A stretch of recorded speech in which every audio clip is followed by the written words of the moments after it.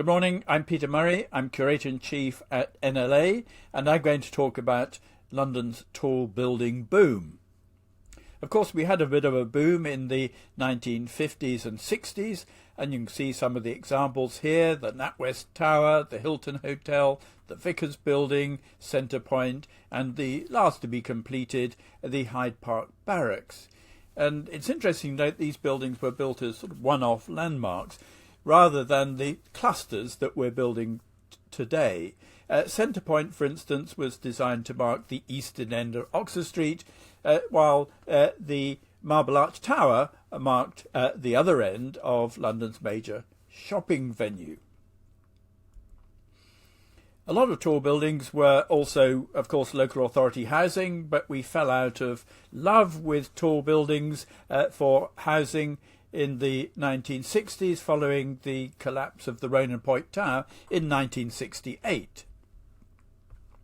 Today's boom really started in the mid-80s. This is 1 Canada Square at Canary Wharf, which started in 1985. And in the background you can see the NatWest Tower being the sole tall building in the City of London.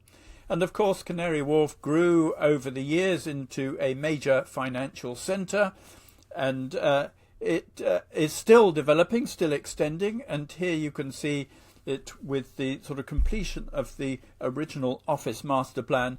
And this is a view showing all the various applications and pipeline of the Canary Wharf area, which includes the extension to the east of Wood Wharf, and also a lot of the development which is going on at the moment in the Isle of Dogs, which you'll hear more about in a moment.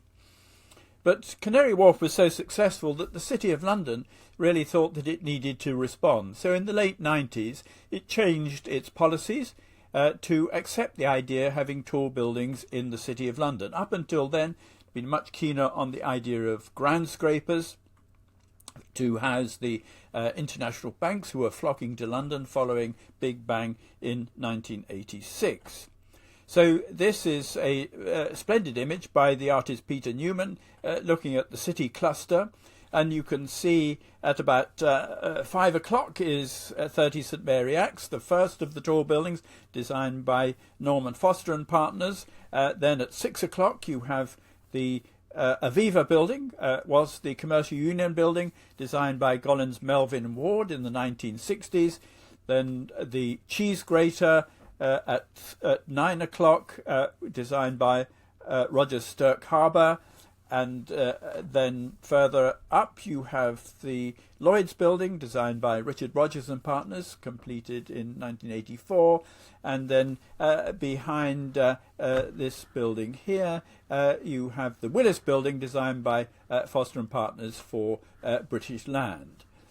And the cluster really became a major part of London's landmark in the last decade and a half, because if you look back and see this view, which is of the cluster taken in 2006, you can see the NatWest Tower and 30 St Mary Axe, but very little else. On the south bank you have the London Weekend building and also the IPC Tower here.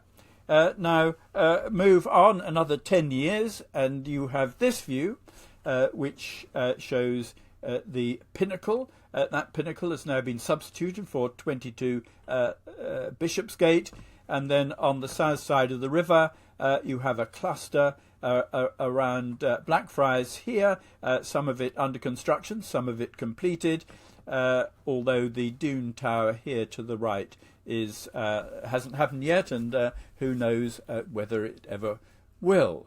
So major changes taking to views down the river. And here is a fairly recent CGI of the City of London cluster with the new pinnacle for the cluster being Eric Parry's one undershaft, which is not under construction. And again, with a lot of projects now, one wonders when they will actually start. But we only started really to see increase in number of tall residential buildings during the noughties. One of the first out of the stocks was the Vauxhall Tower here, as a part of the, which is now a part of the VNEB, Vauxhall, Nine Elms, Battersea Opportunity Area. But that was actually designed originally as a standalone tower, but has been the sort of pearl, if you want to put it that way, that has now grown a whole cluster around it of other towers which are under construction at the moment. And soon afterwards we saw a host of new applications of tall buildings from Stratford to Blackfriars to Chelsea, a whole series of tall buildings, mainly at the higher end of the market. And interestingly enough, a lot of them starting to be built during the major crash that happened in 2007-2008. So these were happening at a very difficult time in the capital's economy, but numbers really didn't start to rise until as we got into the 2010, 2014. The NLA started to do its studies on towers, and figures were greatly changed, really, with schemes like this. In the foreground, you can see the Greenwich Peninsula scheme, which Night Dragon took on and put in a new application, a master plan designed by Allaz and Morrison, which had some 42 towers, which clearly added much to the figures, and I'll show more about those figures in detail in a moment. But also there's been some interesting, as I say, a lot of those towers were luxury towers, but also there's been some quite interesting, more affordable towers as well. This is a really nice scheme designed by Pocket Living in Wandsworth, designed by Metropolitan Workshop, using modular construction. There are a few homes for sale at the top of the building, but most of this is affordable. And as you can see, 89 dwellings on half a hectare site, very efficient use of rare urban land, and a really nicely designed tower as well. And you see other buildings. This is still under construction, but was topped out recently. Is the tallest modular building in the world, designed by HTA, which is under construction in Croydon. This is student housing, so not just luxury housing anymore, and we're seeing a change in the location of a lot of tall buildings too. And I can explain location a little bit easier if I go through this report which NLA produced.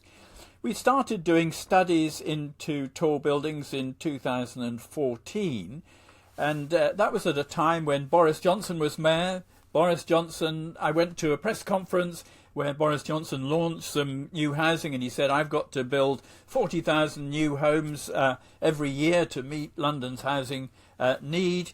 But he said, that doesn't mean we're going to see tall buildings popping up all over the place. And actually, I knew pretty well that there were a lot of tall buildings popping up all over the place, and so thought it would be a good idea if we looked in some detail at where this was happening and what sort of buildings were being built. So we undertook a fairly intensive study into what buildings there were in the pipeline and which were under construction. And so in this first report, as I say, in 2014, we came up with a total of 236 tall buildings, and they were a variety of heights, of which the majority were between 20 and 29 stories, with a few, half a dozen at 60 plus stories.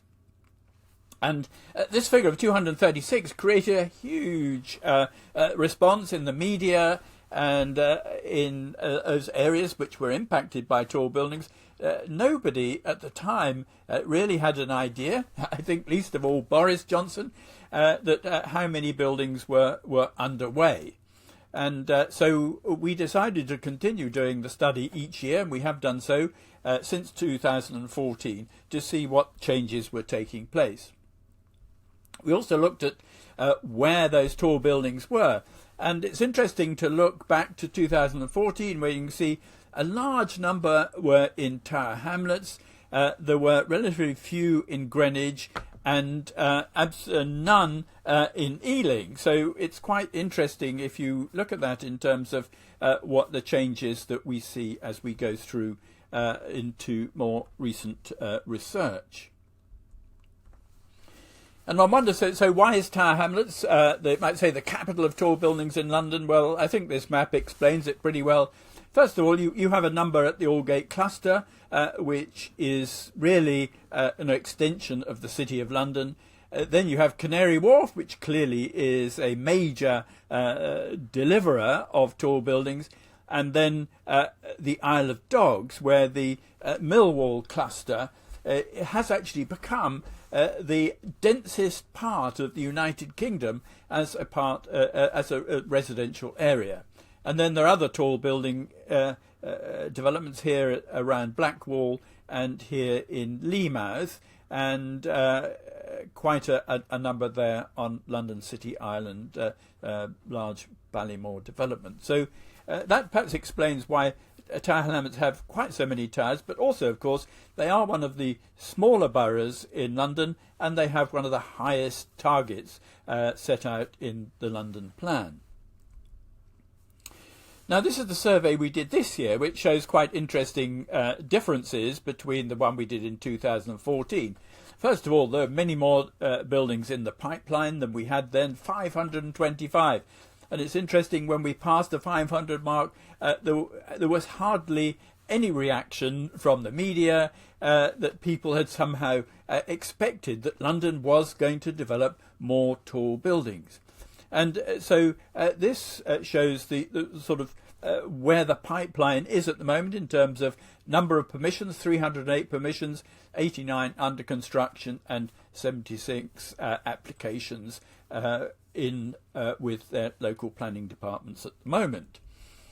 And if you look and see what the overall impact of that is, that a lot of these, 66% of tall buildings, are actually in opportunity areas. Very interesting to think that opportunity areas is a good place to put them, largely because there are fewer local residents, and local residents actually often don't like tall buildings.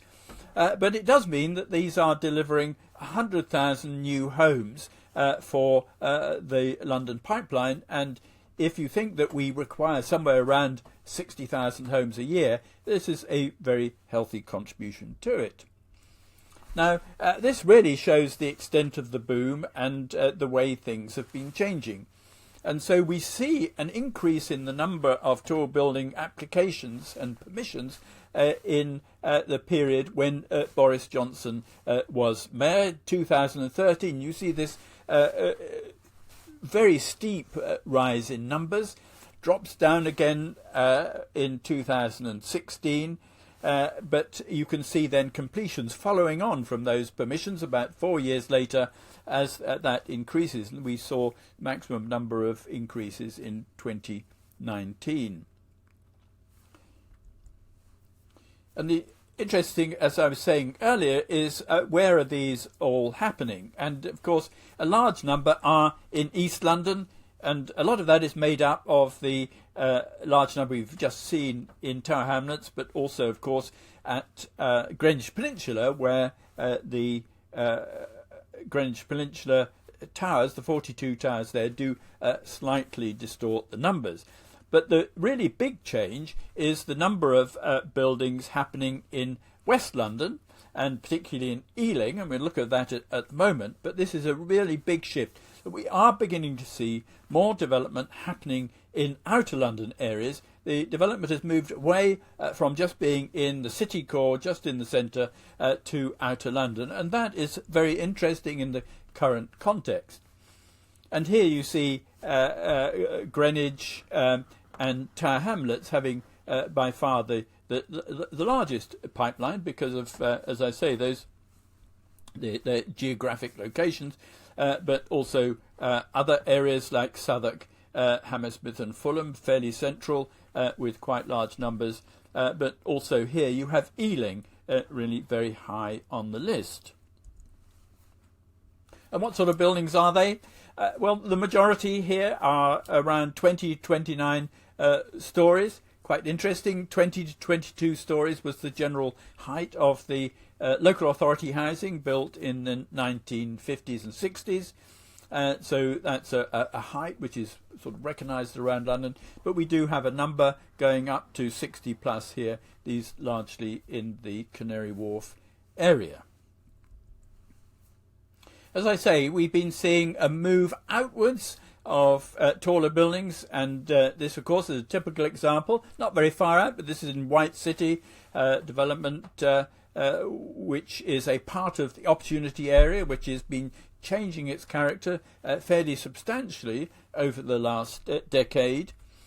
And then also you have other areas where development is taking place. This is a part of a study that NLA did together with TfL, looking at densification of areas around stations, around underground stations. TfL needs to develop a lot of sites at the moment because the income from its development is key to keeping our public transport system going.